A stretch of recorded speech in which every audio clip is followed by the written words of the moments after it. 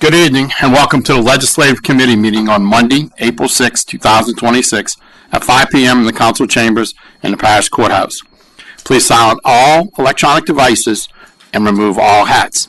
This meeting is called to order with a silent prayer and the Pledge of Allegiance.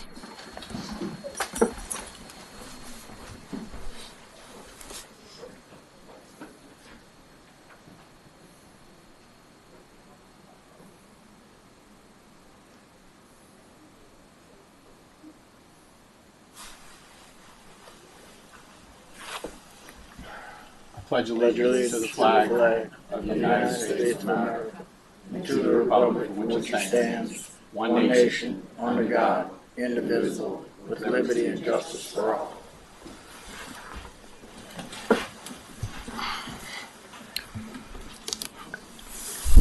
All righty, thank you. Matters before the committee. 2026-0089, a discussion regarding code revisions as it pertains to data centers. So, Mr. Albert, why don't you kick it off for us? Thank you, Mr. Chairman. As a follow-up to the last legislative meeting, at the parish president's direction and after consulting with the council, we recognized that the parish was at a point where data centers were essentially unregulated and would default into industrial zoning districts within the parish without further regulation or consideration. So what my office did was sit down and draft a set of common sense regulations that seek to appropriately place data centers, to define them, to establish what zoning districts they go, and the difference between whether it's M1 or M2. We also establish a set of protections. I'll refer to them as protected uses, but in general you can think of them as residential areas, nursing homes, parks, recreational places. So we establish a buffer in this, and we establish some noise protection regulations as well. To go a little bit further into it, the types of data centers are distinguished by whether or not they are self-generating in terms of power, whether they have on-site power generation. Those would go into M2. Absent that, the uses would default to a light industrial use and go into M1. You have the ordinance in front of you. I won't go over all of the specifics of the setback restrictions, but in general, it's a 300-foot buffer from residences. The landscaping is very similar to what we did with the solar ordinances, but it does have the option of a landscaped berm, which is like a 6-foot tall wall of dirt that could separate and protect from noise.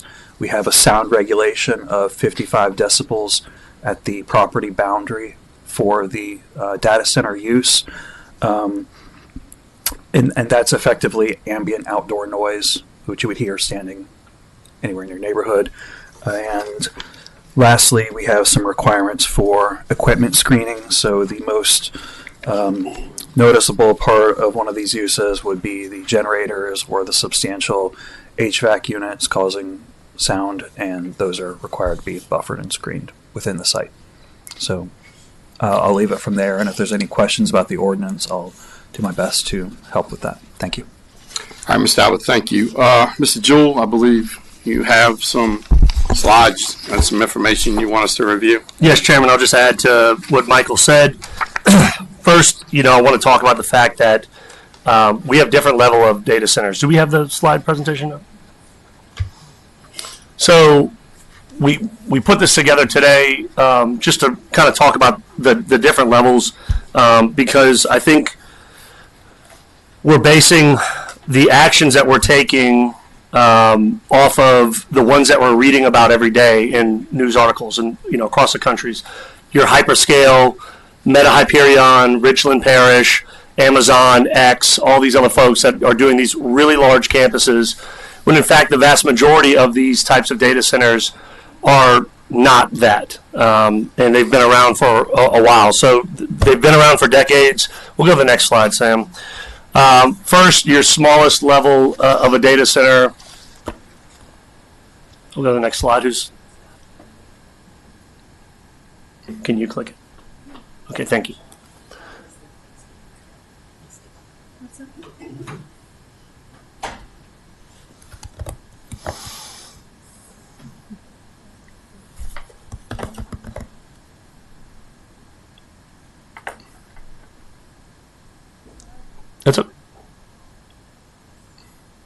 technology again. So anyway, we'll just talk about this. So you have enterprise level data centers, which is something like, there we go, so which is something like this building. We have a little data center in this building where we do, computing, cloud storage, servers, things of that nature. Most businesses that have any type of computer system, hospitals, for example, would have something like this in there. Next. Next is your co-location slash edge managed data centers. These are, this is actually examples. This is an example in Baton Rouge. This picture on your left is an old mall that was converted to a data center. And then one on the right is also in Baton Rouge, an old movie theater that was converted to a data center. These are, again, what they call co-locations. You might, your company might need space at a data center, and you go to this data center and buy space within the racks that they have for your own personal computing or backup. And then, Anthony, if I miss anything, please come up and chime in. This is another co-location edge managed data center. This is, next slide. This is actually a data center that we use. It's an out-of-state data center, but we use this as a place to back up all of our files here at St. Charles Parish. In the event of a disaster back at home, we have an identical copy of everything that we do every day that is here, and we could pick up and move to a different location or restore everything once we got back up and running. Anthony visited this data center the other day. I had him send me a video just outside of it. You can hear birds chirping. You don't hear any type of noise. And I did look at this data center on Google Maps. It's on about a 5-acre piece of property, so relatively small when you consider some of the other type of facilities that we have in the parish. All right, next, this is in New Orleans. This is 650 Poydras Street. The entire first floor of that center building is a data center. Again, this is those co-locations, edge, and managed centers. And then you move up into the bigger centers. This is a cloud data center. So think about every time you back up your iPhone and you're saving a backup of your, essentially all your phone's data to a facility, it goes to something like this. These are not as, these do not use as much power because they're not doing so much computing. It's more of like uploading and then downloading from this cloud storage. Again, and then you go up to the hyperscale. This is more of your Meta AI data center. These are the ones that are new because they have to do a lot of advanced computing because you're doing, it's running large language models and things like that require a lot of electricity and computing power to handle. These are the ones that you're going to see are your multiple 100-acre, 1,000-acre campuses that require the large electricity usage, the water usage. They're also the ones that are going to have the on-site generation. They're usually generating their own power. And then next, we actually have modular data centers. Now, this is an example of data centers. Those are all essentially modules with computers inside of them using solar power. This is actually rooftop, and they're computing data on a rooftop and sending it out. You can also do these on the ground. We've seen think of like a container unit that you would see on a ship.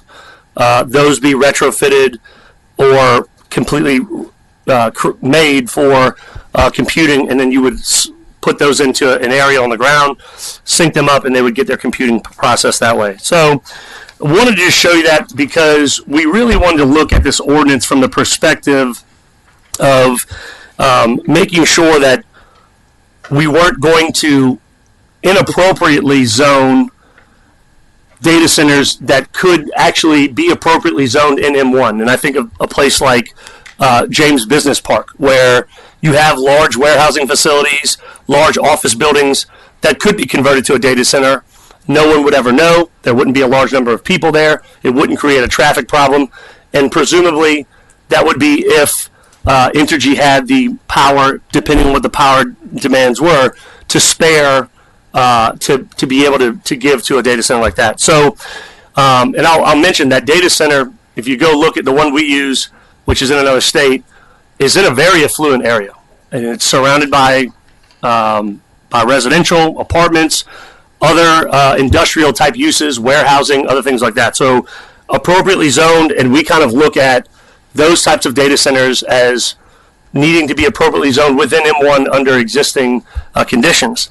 Where this ordinance also re-emphasizes the fact that those large-scale campuses, the ones that I think everybody's a little bit on edge about, are automatically going into M2 because of their size, because of the power requirement, the need for on-site generation. Those would locate within M2, and we clarify that in this ordinance as well. Further, what we do is we look at in cases where M1 is adjacent or abutting residential. And those cases do pop up from time to time where you do have some M1 touching onto residential or adjacent to residential.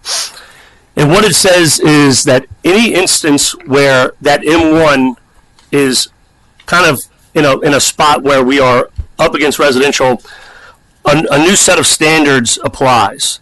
So again, that's that 300-foot buffer. We took that straight from the solar ordinance that the council passed. Okay, so a full football field essentially there. We have a landscape buffer requirement, which would require vegetation, and there's certain requirements on that vegetation, 25-foot depth at least. They have the ability to do that, or to install a solid wall, a sound wall, or they have the ability to put a berm and a planted berm that's at least 6 foot tall, designed to deflect sound.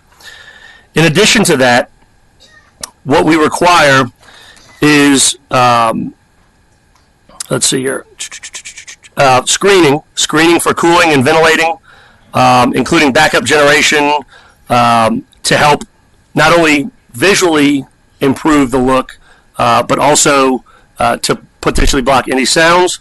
And then we actually have a sound requirement within the chapter that would require no greater than, not to exceed 55 decibels at the property line adjacent to any noise-sensitive areas, meaning the residential use there. And then we also have a requirement for testing backup generators during the hours of 7 a.m. and 6 p.m.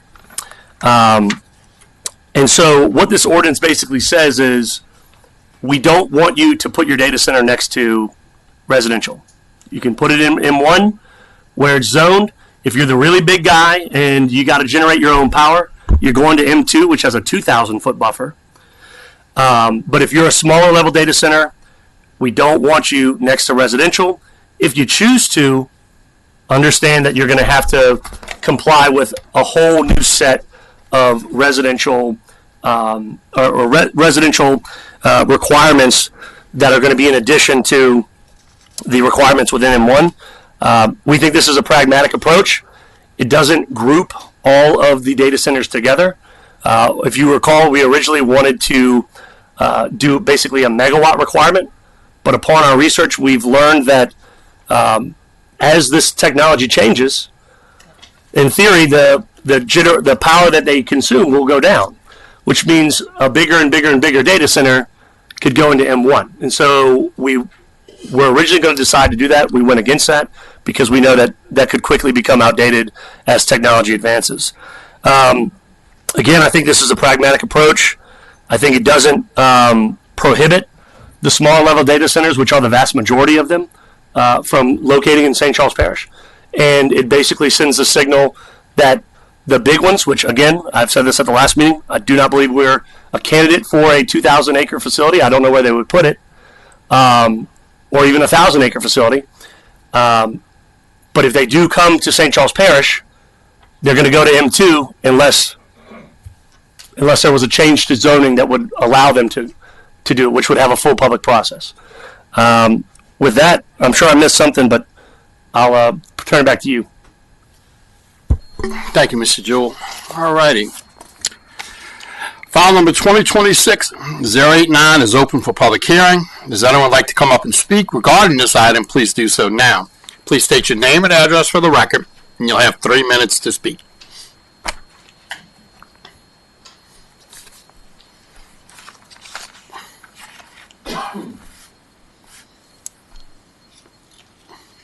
Good evening. Sorry about that. I'm Joseph Coco, 40 Melrose Drive, Council, Parish President.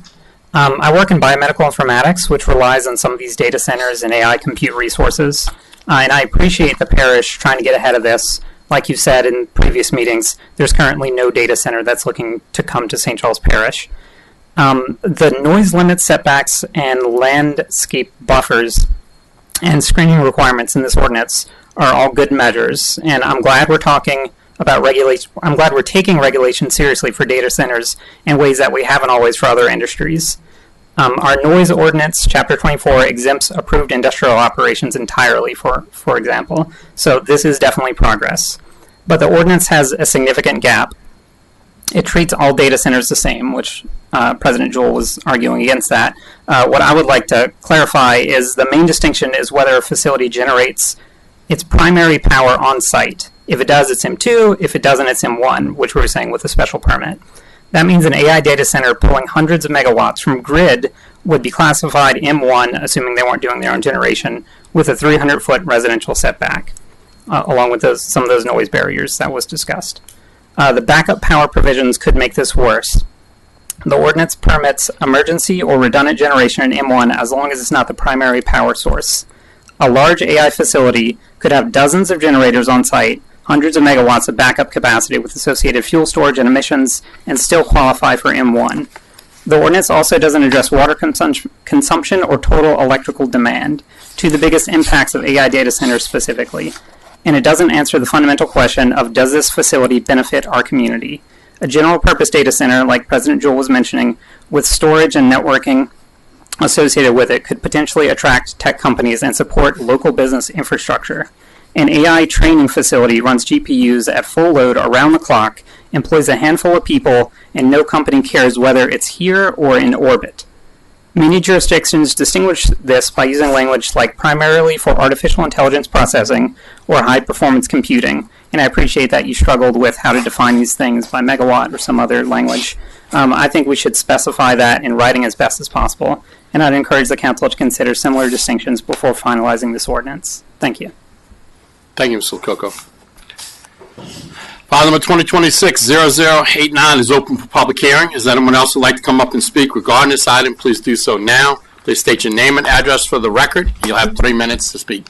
George Vance, 153 Oak Manor Lane, St. Rose. I think data centers are going to come to us one way or the other, so we should do it properly. This is the time to do it. The setbacks discussed sound like a good first step, but we know that once a data center goes down, all the generators are going to be running. Okay, that's a matter of fact. Besides the test once a week that it's going to happen. And if something else in the grid fails on a facility like that that requires so much power, who's going to say that one phase isn't out? So then some generators are running. And the 300 foot isn't going to absorb the noise and the pollution from several generators running at once for an extended period of time. Also, you have to talking about the 6 foot berm. Well, if you locate a lot of the structures on top of the buildings that are noise producing, so go and the screens. That's not screens aren't going to solve the noise issue. So the noise issue is back. So I say that just make sure that we're going to have them. Let's make sure we have them in the right place and that they're able to function properly and they benefit our parish, not out of state, not like the ammonia plant going in. That's, it's going to benefit our state for the workers that build it. After that, it's gone. Bye-bye. We're going to be stuck with the refuse. So, and let's just do it right. Thank you. Thank you, Mr. Vance. Would anyone else like to come up and speak?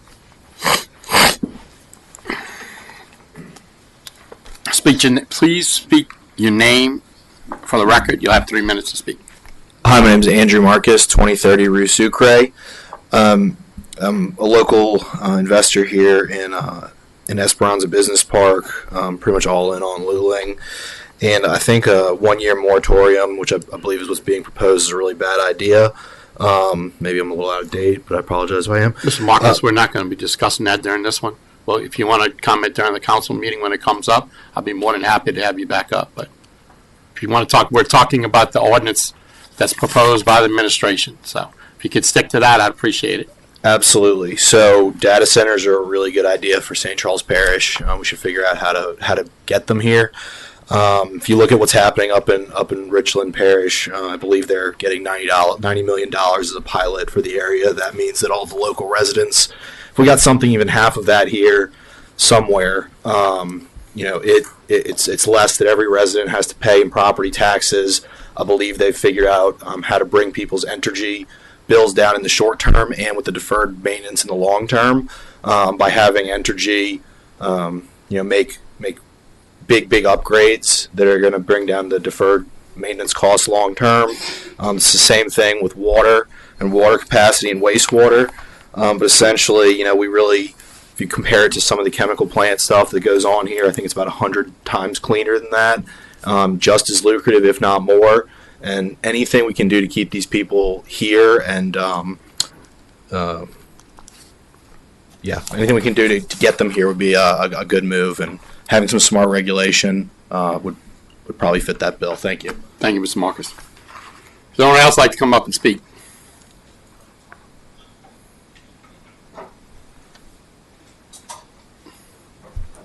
Please remember to state your name and your address for the record. You'll have 3 minutes.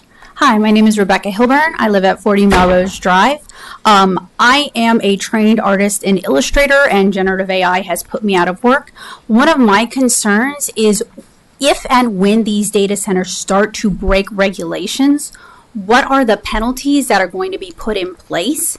And are they going to be allowed to break these regulations and just pay a fine and continue to do business as normal? Or is there going to be something in place to actually penalize them and de-incentivize them from doing that and from making money while doing that? Thank you.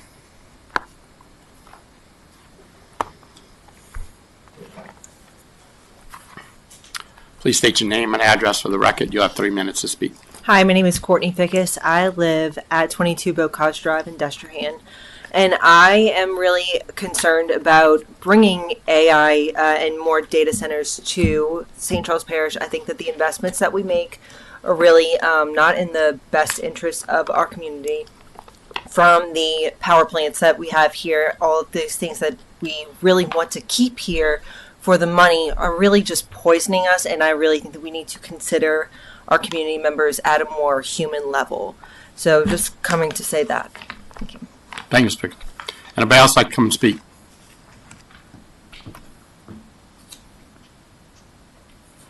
All right, seeing no one else, public hearing is now closed. Council discussion. Mr. Pilié. Thank you, Mr. Chair. I've done a little bit of studying myself. I think the presentation that was done before is a good synopsis of, in general, of what data centers can be. I've seen them around, say, Coronaway and Poydras Street when I worked downtown. That's been quite a while. They're all over the place. Apparently, if you take the smaller data centers and you look at those in addition to larger data centers, what's in place here in the United States is 11,100 so far. And I'm not going to try to make the point as to what's enough because it's going to continue. So data center size means something. It is very difficult to create breaks between light industry and heavy industry.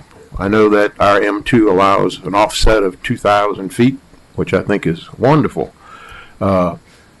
We have 15 feet on M1. We'll have to create the 300 buffer. The nature of the power that's needed, however, makes the megawatts in these stations very difficult to make a break between the two industrial zoning districts. Setbacks, those are driven by proximity to residents, churches, schools, child care, nursing homes, etc. Why? Because of the noise generated. 300 foot That's a start. I've seen regulations. By the way, the internet is a great thing, man. I got a book full of this stuff that I've done research on in the last, say, month or so.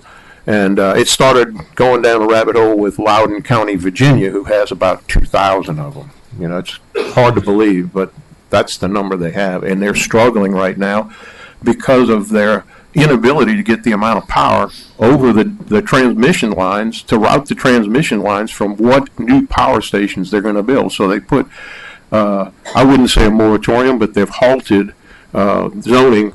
By right, they don't allow any more data centers there. Okay, so what we're doing by trying to create regulations is a good thing.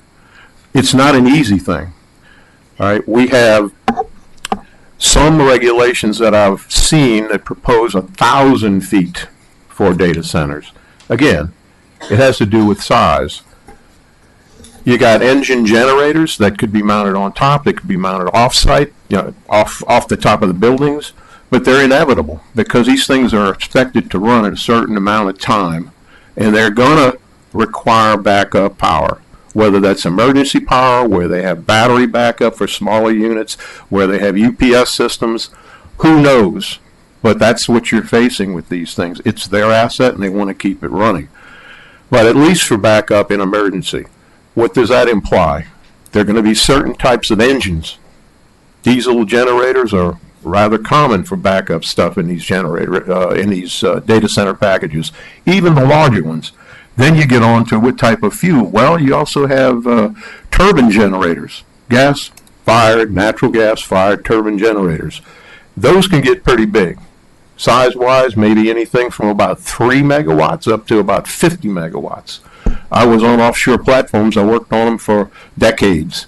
And we had 3.5, sometimes 3 and 4 at a time to run just the platform, not the drilling rig. We also had some as high as 6 megawatts, up to 6 types, 6 main generators. These things are absolutely noisy. You can, modify that quite a bit with the enclosure if you get a quiet enclosure. However, not everybody does that. Then there's the emissions, which is carbon monoxide, NOx, and the particulate matter. Then you've got the cooling type, and you've got air-cooled. You've got recirculating refrigerant, HVAC. You've got even cooled banks. Now they're putting liquid through the banks. Shell's doing this downtown in a data center that they're currently building. And the pictures of it are pretty cool. They say that's a little bit, that's a step-out thing. You have water-cooled, where you can pass through water through the facility and then throw it away afterwards. You got closed-loop water-cooled. The resources that are used, power, self-powered or grid power with a backup. How much do you need? And that all has to do with the size. You saw various portrayals of what these things look like. The effect on the grid in a loss scenario. That's an interesting thought. Texas is trying to generate restrictions right now such that these data centers, when they have power that they're generating for their use, they'll be regulated to cogen back to the network so that in the event of loss, like they had back in the winter about 3 years ago, these data centers could back power. So that's a question. How can we regulate that? Can we regulate that? Would cogen be desired by a company like Entergy? If it's grid power, how do the industries look at a failure in the grid, and who gets the priority? Does the data center get priority? Because that's very important. Or say the Shell, or Bungie, or whatever it is. Mostly big questions though. MISO, that's the generation distribution transmission system that Entergy is tied into. It goes all the way up to Minnesota. I think you might remember last year on Labor Day, New Orleans lost 200,000 people for a number of hours when MISO dropped them because of problems elsewhere, brownouts and such. One thing is for sure, with more power used, there's more potential to power brownouts and such. Noise. A simple analysis, I don't think it's sufficient, and I've read a lot of articles that say the same thing. For low frequency noise, it's not the the thing to do. Low frequency sound has long wavelengths and it travels farther and it goes through many barriers. The source of the public complaints that you're seeing on the internet are mostly from low frequency. What is that? In the range of 100 to 300, like 118 in some cases. You'll have to get a tonal analysis done, an acoustic analysis done. Now, we've got regulations in here that we're addressing, or we think we're addressing, but I think that there needs to be additional addressing of things that are going to really be a potential for causing problems, like this low frequency stuff. What causes low frequency stuff? Fans, generators, transformers, all of them do. So the question I have is, it seems like we have been moving at a very fast pace since all of a sudden this popped up on the March 16th legislative session, like this one is. And I appreciate all the input that we've gotten, but at the end of the day, it still seems to me to be a bit on the brisk side in terms of dealing with these regulations. I'll read something from Data Center Knowledge, one of these sheets, and these people are in favor of this, of data center, generally speaking. When zoning rules aren't specific about whether data centers should be allowed, they create a gray area that can complicate the process of gaining approval to build a new data center. That's particularly true because zoning laws often include rules that can be interpreted as either favoring or prohibiting the construction of a data center. But exactly what they mean is not always clear. My belief is that we need to pause.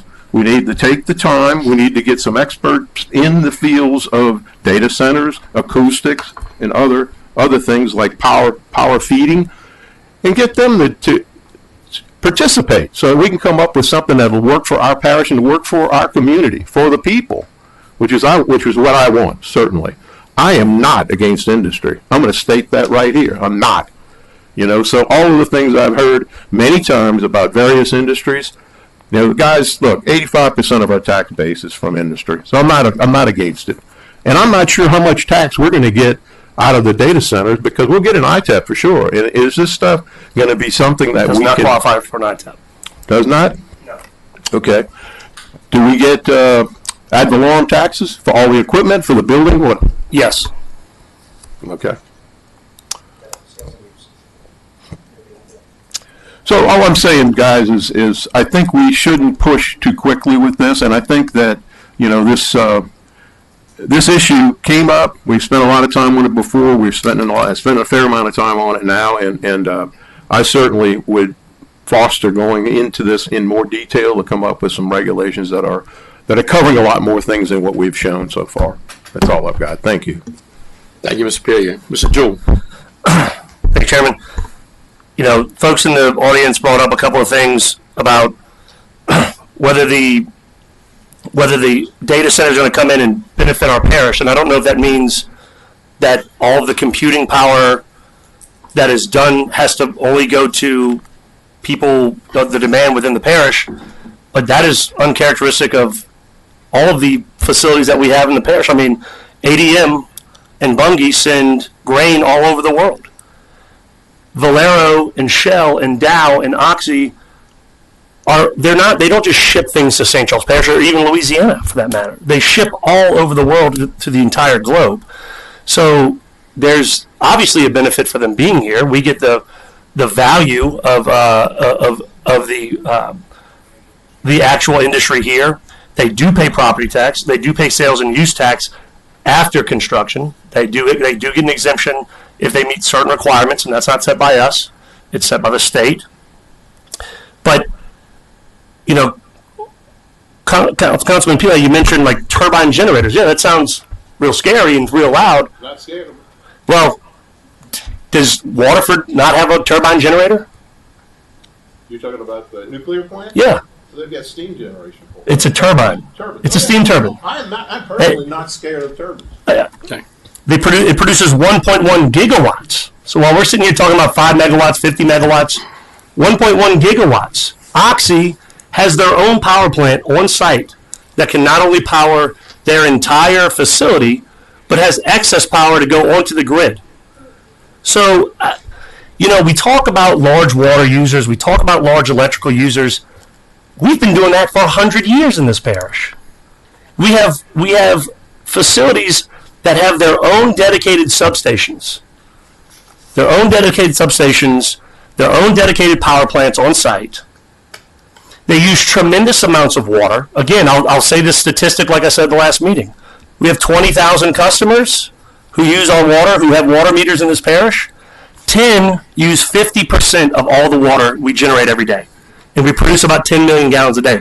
5 million gallons goes to industry. And by the way, we're only at half capacity as far as what we can generate. Now, if a company wanted to come in and they said, hey, we need 500,000 gallons of water a day, we'd say, okay, no different than ADM or Bungie, no different than Valero.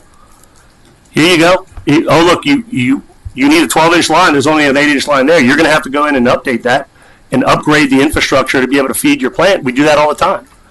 So water usage, and again, I know we talk about Richland Parish a lot, but I don't think half the people in this room have ever been to Richland Parish. I'm not saying you haven't. I said half the people. The only thing that Richland Parish and St. Charles Parish have in common is that they're both in Louisiana and humans live there. Otherwise, we are completely different. We're built on a century of industry, and this industry developed and the community developed around this industry, and we benefit from the industrial infrastructure that feeds those facilities. So, anytime you talk about turbine generation, anytime you talk about primary power generation, and I don't think Entergy wants me to say this, but they don't have enough capacity to give anybody 100 megawatts. They don't. So anybody who's at that level, 50 megawatts, they're going to be an M2, just like our nuclear power plant, just like our refineries. And that is the appropriate place for such facilities as that. But then again, is a nuclear power plant more intensive than a data center? I can answer it for you. It is. A refinery is more intensive than a data center. So, we're sitting here talking about the big data centers, and again, it's based off our geographic location, our land constraints, we're not a candidate for the meta data center. And so, when you look at where those data centers, if one would even attempt to come here, they would automatically be restricted to M1. And if they didn't want to put in the infrastructure to accept our water, or we didn't have the water to give them, they would do like every other plant, and they would pull water from the river. And so you look at the infrastructure we have in here, the natural gas lines, the fiber optic lines, the river. Yeah, there's going to be interest in this industrial corridor along the Mississippi River. And we can either sit here and classify them all as, as the Meta Hyperion project, or we can regulate them appropriately, which is what we presented here today, and put them in M1 for the low impact facilities amongst like uses, warehousing, distribution facilities, things that create noise, things that create traffic. Or we can just say, hey, we're throwing our hands up. We don't know how to, we don't know how to manage this anymore, and we're going to walk away. I just think it sends the wrong signal. This is a pragmatic approach. Is it perfect? I'm sure it isn't. I don't think we have one ordinance that is. But it is a pragmatic approach that protects residents first. That's what we have tonight. Thank you, Mr. Jewell. Mr. Pilié. Mr. Jewell, you're mistaken what I'm saying. I'm saying we need to do this right. I think if you look at, and as far as perfection in ordinances, if we look at what we just recently did for the large-scale solar systems, okay, we've tightened that up for a reason, okay? There isn't even one here, but we did it for a reason. And all I'm saying is we need to sit back, spend some time, and make sure that we're trying to protect the best that we can. It seems to me that we're rushing for something. Maybe we don't know something that somebody does know. I mean, is there something? I will hand to God, I have not had a conversation with any data center looking to come to St. Charles Parish.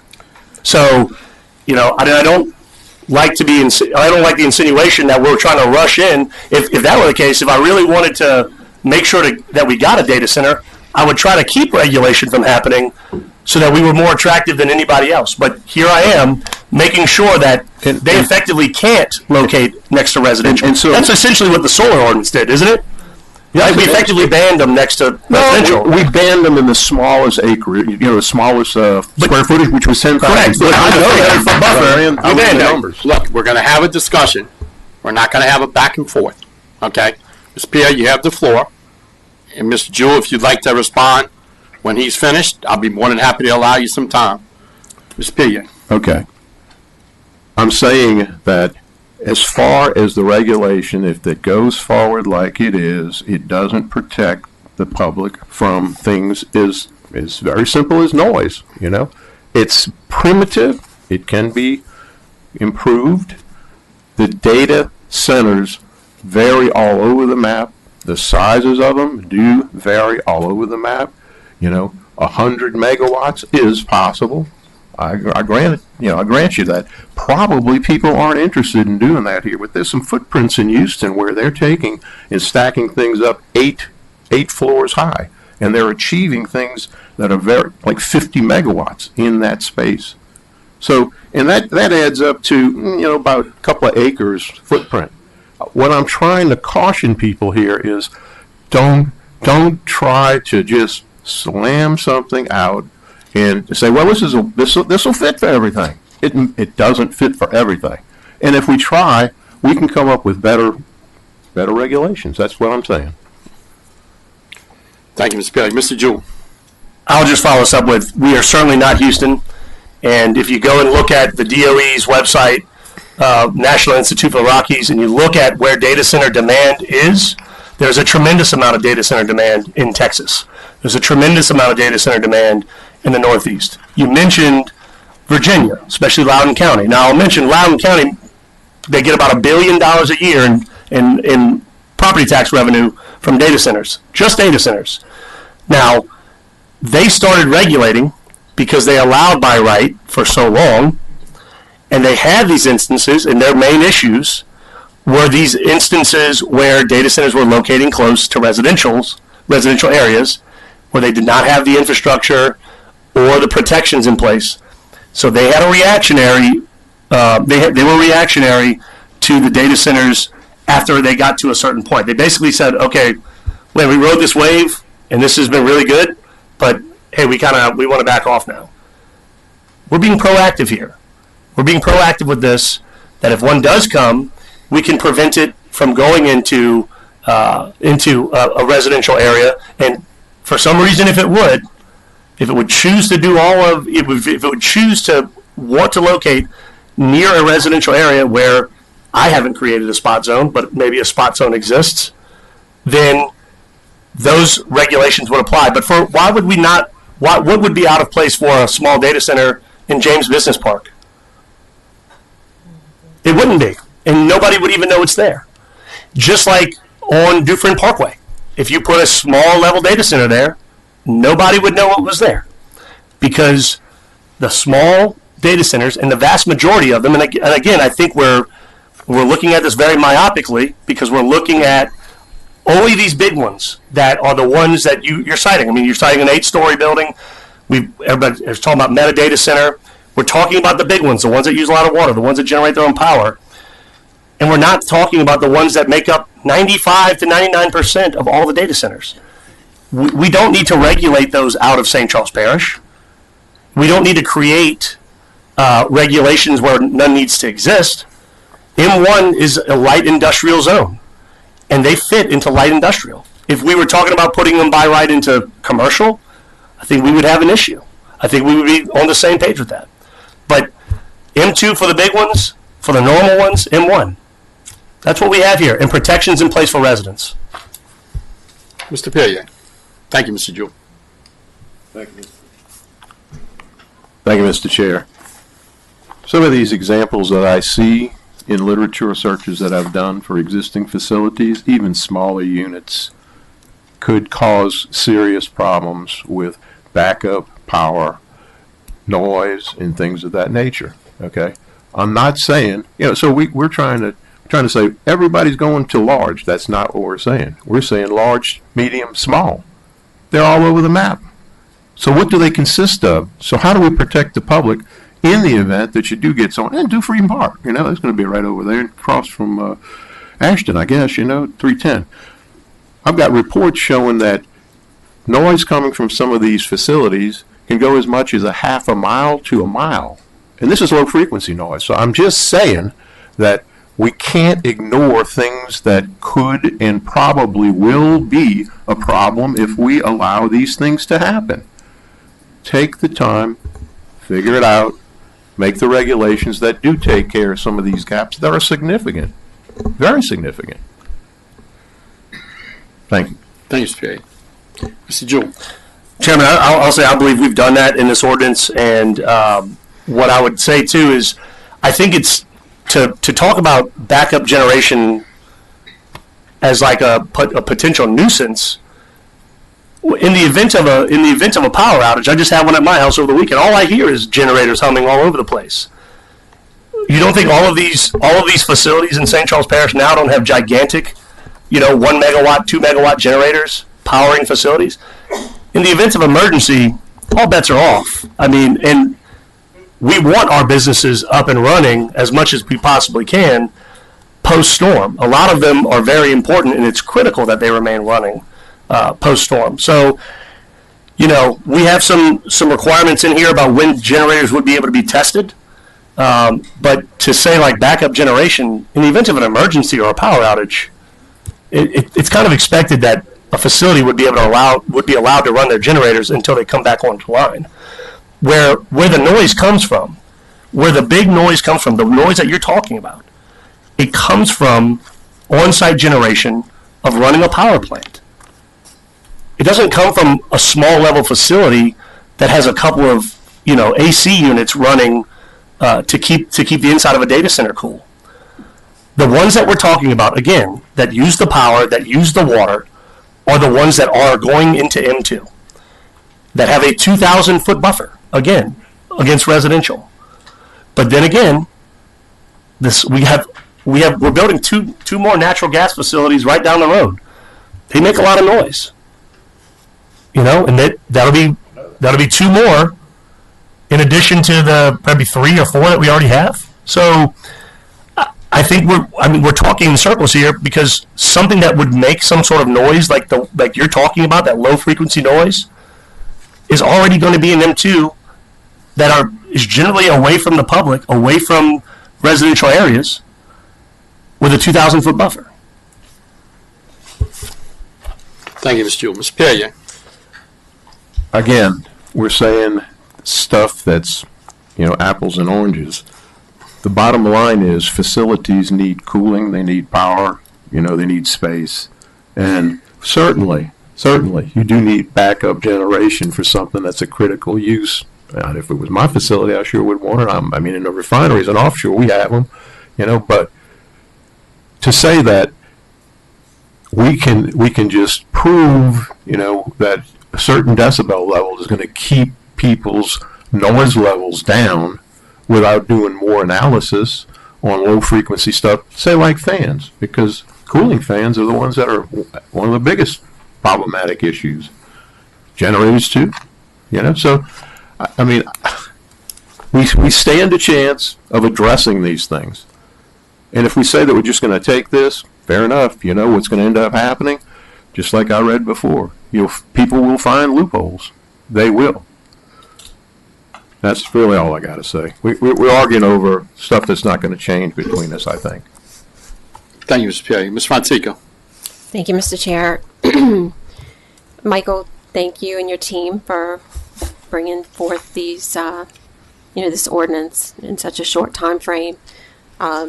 Last term we did do the small and large solar ordinance, and it, like Parish President Jewell said, it wasn't perfect.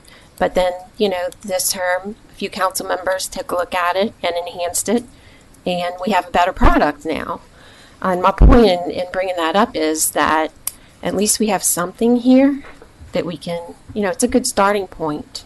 And it's better than what we currently have on the books, which is, nothing, essentially. Although Michael assures me we have a good basis to go on should we have an applicant before anything is put in place. So I see nothing wrong with, once this comes before the council for a vote, approving it and then working on it just as we did the solar ordinance to enhance it, because it is certainly better than anything that we currently have on the books. Thank you. Thank you, Ms. Fonseca. Is there any further council discussion? Ms. O'Daniels. Yes, I'd like to thank Michael and the administration as well for coming forward with the beginning of an ordinance that I believe has got a lot going for it and very helpful for the adjacent residents if there are any in these projects. However, I think we're starting to struggle with a few things, and one of the first things that we're struggling with is what is a data center, and because we're having that kind of it's disjointed discussion about what the scope of what we're trying to regulate. So I think we're having some issues with that between the council and the administration as far as what we're actually trying to do here. The other thing is that with regard to the noise ordinance, adding some things like acoustical analysis in order to let us know that we're actually getting what we're saying, and then there's some language here, and we can discuss it from where do we measure this sound from. So it says within any property line. Can you answer that question? I'm sure it's a pretty easy answer for you. Any noise produced as measured at any property line adjacent to residential. What does that mean? If along the property lines that would be adjacent to residential is where we would require the measurements. So the receiving property, yes. the receiving property. Okay. So as opposed to right up on it. Okay. So those kinds of questions, as far as making sure that we're all clear on that, as well as there are no height restrictions. However, since you're taking those noise readings from the adjacent property line, that would take into account if you had height and you were getting property, you're at the receiving line, correct? For the, yes. the noise. Yes. Okay. There's a different test, I believe, for the low hum that we've been talking about, and there's nothing in here for that specifically. So that might be something that could be added. And the big question with any of these things, as good as they may seem, is the enforcement arm, and how is planning and zoning, or who's going to be in charge of violations of these ordinances. So that's kind of a question mark within the ordinance itself as well. So, I'm happy with the progress. I think it's a good progress. I think there's still a little bit of work to be done, but I don't think it would take terribly long to tighten up some of these definitional sections. Okay. Thank you. Thank you, Ms. Daniels. Any other discussion? All right, Mr. Allen, Mr. Jewell, thank you very much. I appreciate it. There's a lot of hard work that goes into this. A couple of residents did bring up the penalties and the fines part of it. I'm just going to touch on that for a minute. I know we've cited people. I know we've taken people to court over noise ordinances. We have a history of doing it. I think Ms. O'Daniels brought up a good point about who was going to be doing it, our code enforcement arm. If we need a third party to come in and do it, I know we're not afraid to do it. I think we're in a better place as a parish than most are, simply because of the fact of the industry we do have. Right? And we have industry partners that can give us information on their sound readings, on their noises, their equipment readings, because guess what? OSHA regulates all of that. The federal government has it. The world we live in right now, between the EPA and the DEQ and OSHA, the confines that are putting on our industries are doing a good job. We have one of the safest industries corridors in the United States. I'm very proud of that, simply because of the voluntary protection program. The voluntary protection program, for what some people don't know, is OSHA's flagship. There are 13 VPP star sites in St. Charles Parish. That means they're committed to safety and health management. We have resources. We can talk to our industry partners to get these questions answered on noise stuff. We are set. We can get the information. We have a very knowledgeable planning and zoning. We have a very knowledgeable council that has gone into and done. I'm going to commend everybody on it for doing your homework. I thank our residents for coming in and giving us the input. We have a great product. Can it be tweaked? Sure. Look, we change ordinances all the time when we find stuff, either regulations or best practices or something coming down the line. We're going to constantly be improving. That's what each and one of us up here was elected to do, to improve the quality of life in St. Charles Parish. That's our mission, right? That's what we need to do. Having these discussions and having these meetings is what we need to do. So again, thank you for the ordinance. Thank you for jumping on it. I think we're ahead of it. Thank you for the discussion. So, I need a motion and a second to adjourn. I have a motion by Ms. O'Daniels, second by Ms. Skiba. Please cast your votes to adjourn.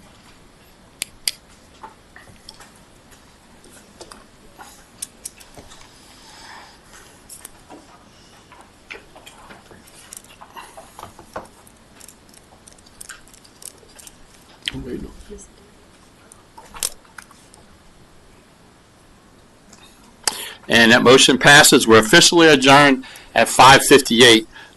Give us a short recess and the council meeting will start after that. Thank y'all.